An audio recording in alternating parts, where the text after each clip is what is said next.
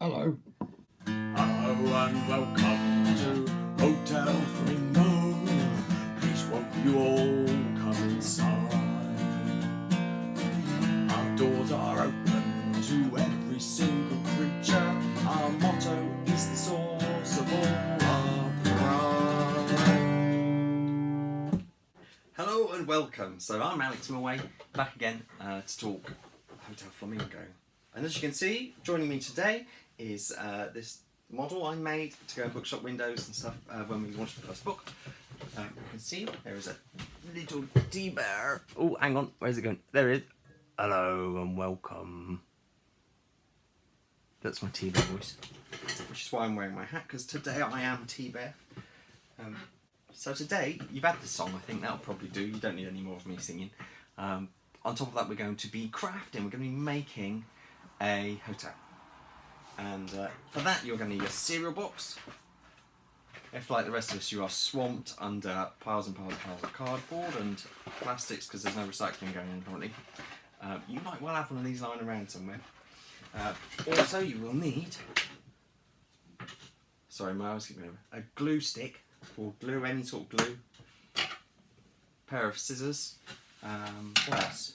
Oh yes, you will need to go online, and I shall provide the link, and you can go through it and click on it and download these sheets, which are, I've done these, so hopefully they will make sense, but I will take you through them now. I will make it as well. So yes, these are cut out and colour in. You can colour it in first, stick it onto the card, and make your own hotel. I should do some reading now. Holiday Heatwave. It's getting warm out there. Perfect time for reading a book about a heatwave. So to start with, we've got Chapter 1, The Royal Letter. In the blazing heat of summer, a long black limousine pulled up outside Hotel Flamingo. The car looked very important, with tiny black, white and orange flags fluttering from its bonnet. 3 smartly dressed penguins stepped out. 2 of them played a fanfare on long golden horns, as the third waddled over to Tea Bear. This penguin looked incredibly official in a black blazer and pleated skirt, and as she spoke, the little round glasses on her beak bobbed up and down. I am Miss Chinstrap, envoy to King Valentin and Queen Julietta Penguin of the Southern Isles, she said, and I would like to see the owner of Hotel Flamingo. Tea Bear had worked on the door of Hotel Flamingo for what seemed like forever, but he couldn't remember any arrival being quite so extravagant. Certainly, Miss Chinstrap, he said, standing slightly more upright than before. Please follow me. Tea Bear ushered the penguin through the lobby past Lemmy, a wide-eyed ring-tailed lemur on the front desk, and knocked on the office door. Miss DuPont, said Tea Bear, pushing the door open, may I present to you Miss Chinstrap, envoy to the King and Queen Penguin. Anna leapt up from her chair. Good morning, Miss Chinstrap, she said nervously. How can I help? Miss Chinstrap sniffed and gazed about the office, noting every speck of dust, every tilted picture frame, and every book out of line on the shelf. The King and Queen Penguin would like to stay at your hotel, she said. Here? Said Anna, a little shocked. Really? Yes, said Miss Chinstrap. Anna's heart started racing. She'd never met royalty before. Her thoughts ran away with themselves. How do you cook for a king or queen? Do they all talk the same language as everyone else? And, when are our royal guests hoping to stay, she asked. In 3 days' time, and staying for 7 nights, said Miss Chinstrap. They apologised for their last-minute decision. The Queen decided she would like to try something different from the Glitz. The Glitz was an exclusive hotel, and Hotel Flamingo's main competition on Animal Boulevard. Its owner, Mr. Ruffian, did everything in his power to make life difficult for Anna. They chose us over the Glitz, said Anna, astonished. Yes, please be aware that if Hotel Flamingo falls below the standards necessary, said Miss Chinstrap, it is perfectly easy to return there. Standards? Miss Chinstrap removed a black folder from her handbag and passed it to Anna. You'll find all the information you need in here, she said, tapping the folder with her wing. Inside is a list of all royal requirements, from meals to room decoration.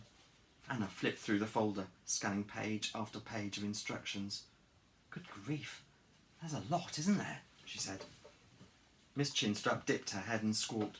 As royal envoy, she said, I have a duty to ensure everything is perfect. Perfection is my name, my aim, and my absolute game.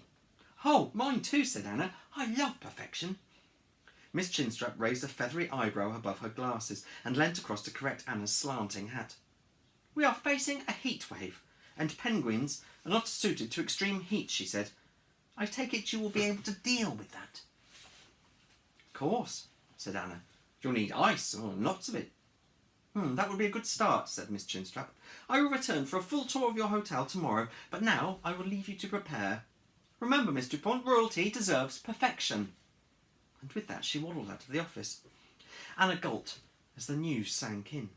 A real-life king and queen were coming to Hotel Flamingo. She had to tell everyone. "Stop everything!" she cried, circling the lobby with her hands waving above her head. "Staff meeting! My office! Now!" T-Bear gathered everyone together. Stella Giraffe stood head and shoulders above everybody, with Madame Le Pig, Eva Koala, Lemmy, Squeak the Mouse and Hilary Hippo wondering what all the fuss was about. "The King and Queen Penguin are coming to stay!" cried Anna excitedly. Everyone gasped, and Eva Koala clapped with joy.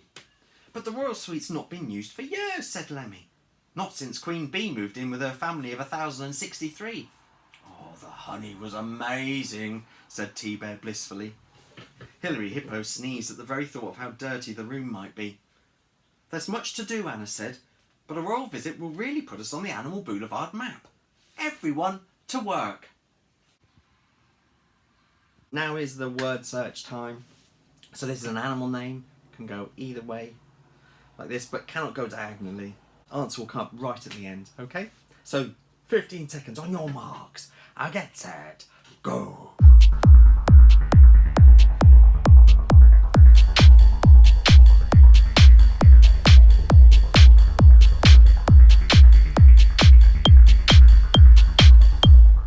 Right then, do you have everything ready? Pencil crayon, glue, cardboard, printouts, scissors. If you're all ready, let's get going. Very important note, scissors are sharp.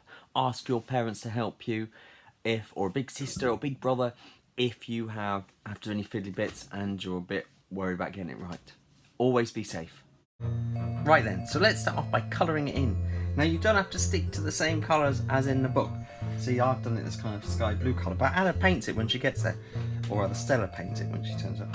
So you could pick really bright day glow colours, could be red, could be purple, could be orange, could be whatever you like, make it as bright and colourful as possible. Let's get cracking.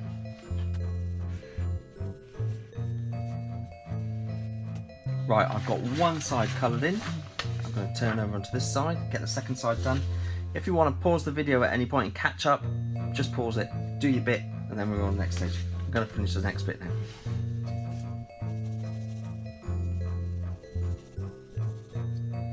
There's a lot of colour in, isn't there? Nice pink pencil. Got to do my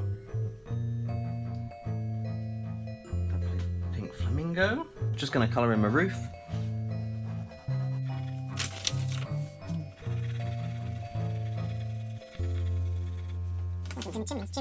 And there we have it, pretty much done, ready to glue. Right now, you've got your bits of paper all coloured in. Now's the time to cut them out and glue them down onto your pieces of card.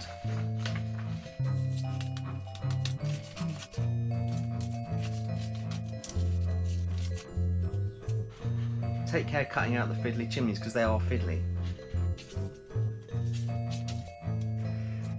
Time to glue it down. Let's glue.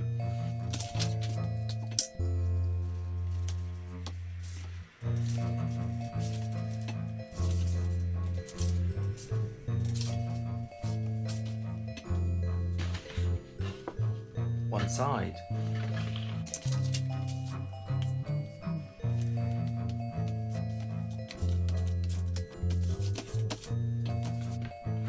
Two sides. Right then, we're almost there. Not much more to do really.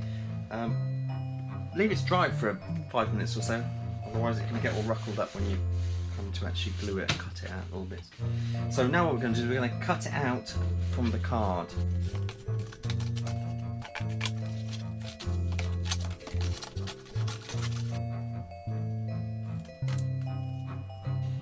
Once again, take a lot of care over the little chimneys because they will fall off and they are really delicate and probably will annoy you while you're cutting them out. One side cut out with the chimneys. Now for the next bit.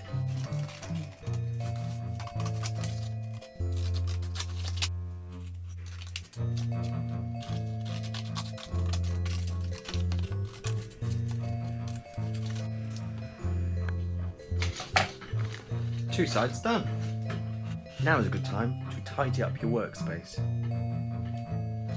Oh, and don't forget to do your little characters. If, like me, you forgot to do them, you can always do them later on, but they are little characters. Okay, at this point you've got your two sides, so the bits that you just need to do now, use your scissors again. You'll see there are these dotted lines just there on each side. So you need to cut down those like this. Just to where it ends. Like that. Same on the other side. Just to where it ends.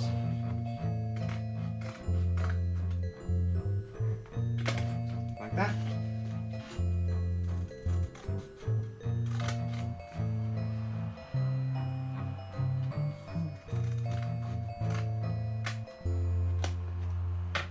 Okie doke.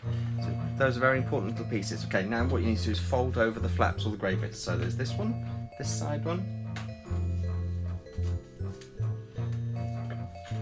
One fold. One at the top of the roof.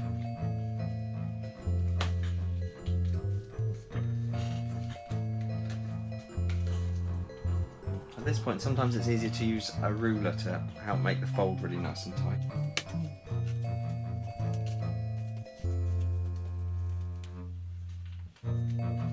Side. Okay, and don't forget, bend the roof back at the front.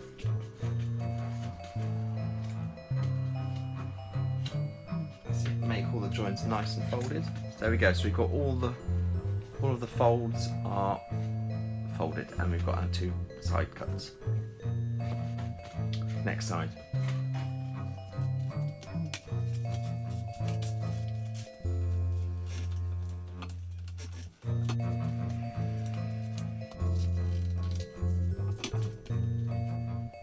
Okay, so when you get to that point, with the flaps done, you need to now put a fold down the sides, like this. Ooh.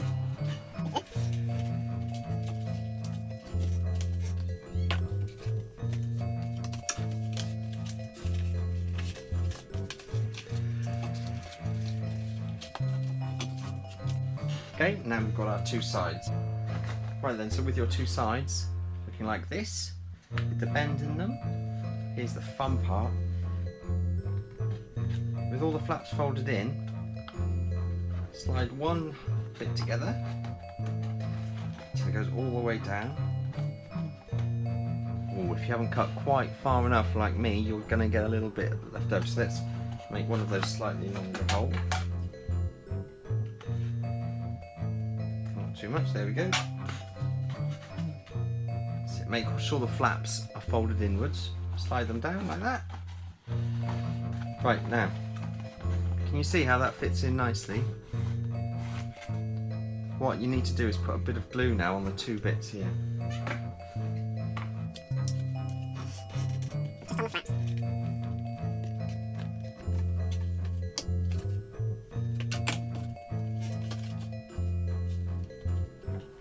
Okay, so when you slide them in, you've got them, know that they work, you slide them in properly. Like so, fold it over, and then squeeze it tight to get it to stick in place. So you've got, see if you can see inside like that, hold it in place.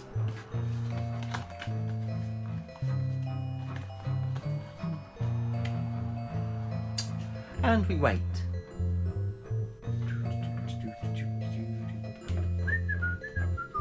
Okay, so if you've got the one side done, and it's glued together, you do the same on the other side.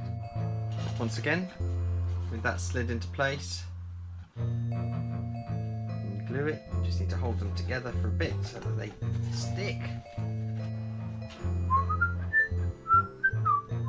If you wanted to, you could put a bit of sellotape down the side. It's going to look fine. you should have some nice corners. If your glue's any good. I hate rubbish glue. You get rubbish glue quite a lot, don't you? But if your glue is alright, it should work. So we've almost got the hotel ready. Look at that. Next job. If you just bend your little chimneys forward a little bit, like that, it'll make it a bit easier. So now we need to just put some glue on these flaps.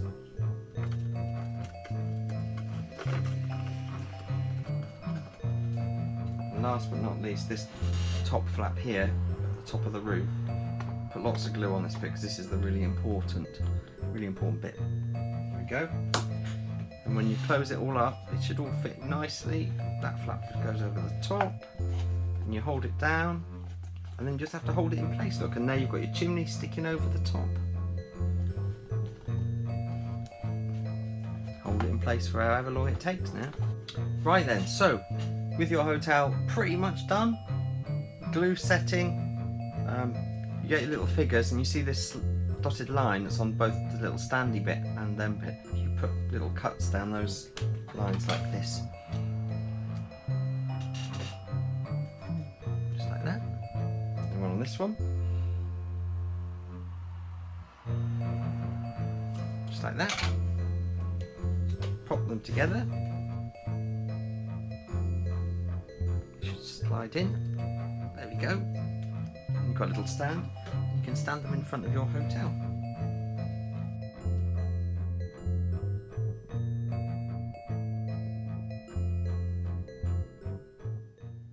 Brilliant. So I hope you enjoyed that, and hopefully you will have your own little hotel, just like that one there. Aggie says, thank you for watching.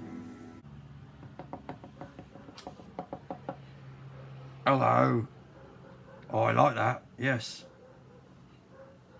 Very nice.